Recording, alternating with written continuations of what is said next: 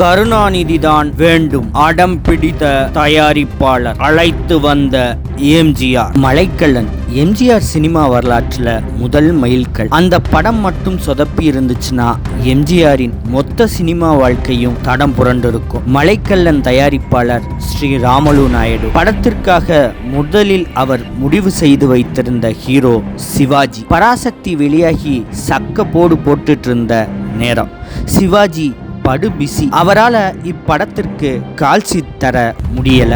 வேறு சாய்ஸாக எம்ஜிஆரை தேர்வு செய்தார் தயாரிப்பாளர். மலைக்கல்லன் கதை தமிழ்நாட்டின் முதல் அரசவை கவிஞராயிருந்த நாமக்கல் வே.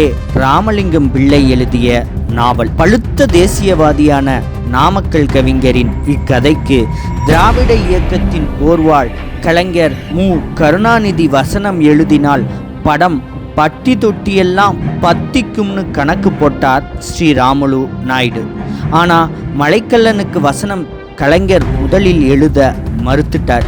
காரணம், காங்கிரஸ் கொள்கையின் தாக்கம் கதையில் அதிகமாக இருக்கிறது தான்.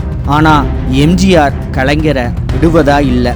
தன் நெருங்கிய நண்பரான கலைஞரை அழைத்து தனக்கு நீங்க தான் வசனம் எழுதணும்னு உறுதியாக சொன்னார் எம்ஜிஆர். எம்ஜிஆரின் வார்த்தையை தட்ட முடியாத கலைஞர் பிறகு ஒத்துக்கொண்டார்.